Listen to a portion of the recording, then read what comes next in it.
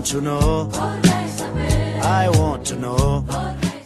Donc, ça c'est quand même une opération assez rare, j'ai l'impression. Il vient de sortir du carton d'imprimeur, donc il est encore tout bébé. Enfin, il a eu 2 mois de gestation, enfin 9 mois de gestation dans la tête des éditeurs, 2 mois de gestation sur l'ordinateur de la graphiste, et 6 semaines de gestation chez l'imprimeur, loin dans les républiques baltes. J'aurais presque pu dire d'achever d'imprimer. Donc je vous laisse le découvrir. Il faut faire le tour, c'est important. Milorad Pavic, l'auteur, disait « Mon livre doit se lire comme une sculpture dont on peut en faire le tour, il n'a ni début ni fin. » C'est à peu vrai. Pavic était l'inventeur d'hyperlivres, avec des parties pris extrêmement modernes, alors qu'Internet n'existait pas encore, mais chacun de ses livres pose des problématiques de lecture, sur le sens de lecture, sur le rôle, sur la place du lecteur, et sur la forme du livre, avec des tas de spéculations oniriques, plus borgésiennes les unes que les autres.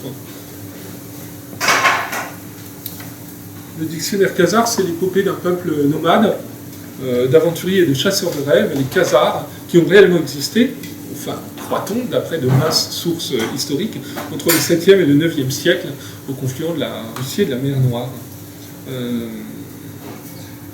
Les sources historiques sont faibles, mais en tout cas, le peuple khazar et surtout la polémique khazar ont une postérité assez incroyable qui continue d'entretenir encore aujourd'hui des tas de polémiques. Et Alfred Koestler leur a consacré un magnifique roman. Je crois que c'est la 13e tribu, mais là encore, il ne faut pas me faire confiance sur les titres. Je suis un très mauvais conseiller pour mes auteurs. Le dictionnaire khazar ressemble à un roman, mais il ressemble aussi à un dictionnaire, et il ressemble aussi à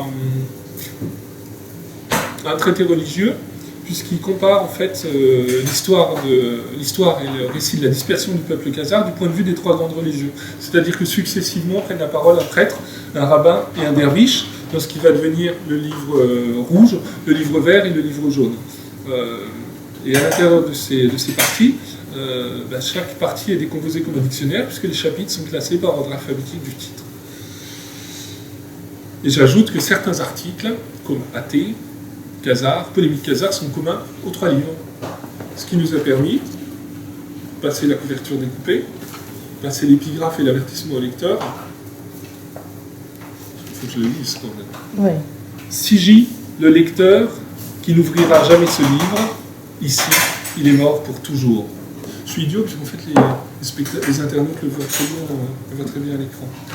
Passer la préface, qui raconte en fait que le texte qu'on tient entre les mains n'est qu'une somme de textes apocryphes plus fous et plus incroyables les uns que les autres, arrive le premier chapitre, athée, et la première singularité du livre, c'est-à-dire qu'on a prévu une mise en page simultanée, et que sur cette même page, vous pouvez lire 3 livres en même temps, se déroulant parallèlement les uns à côté des autres, chacun marqué par une typographie différente.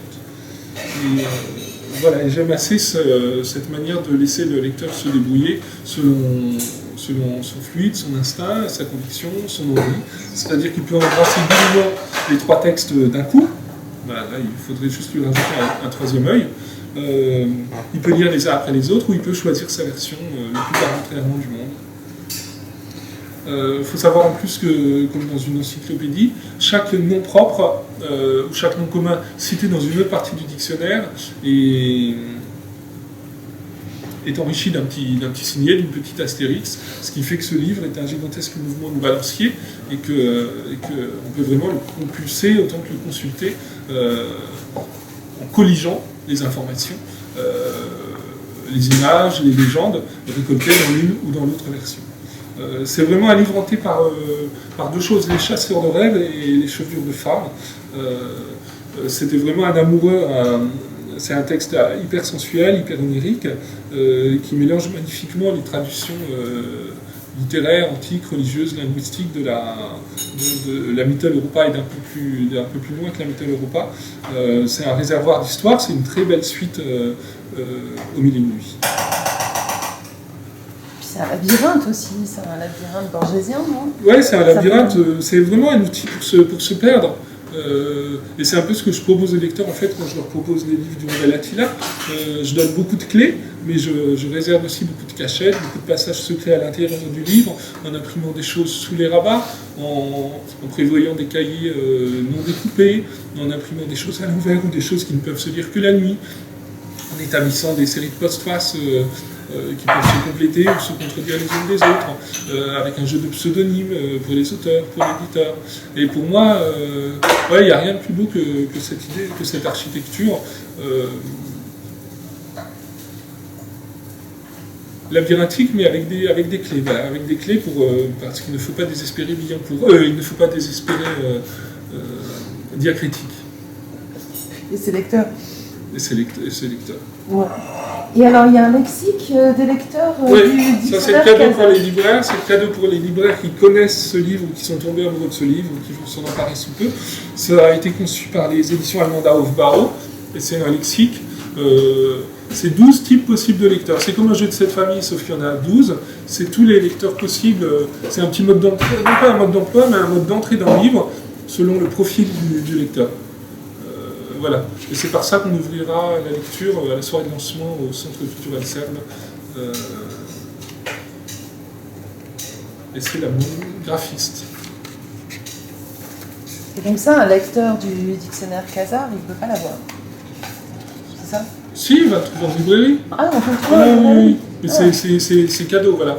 Je souligne bien, c'est cadeau. Si vous en trouvez à 100 € sur eBay, vous dites bien qu'il a intérêt à être dédicacé par toute la famille de l'auteur.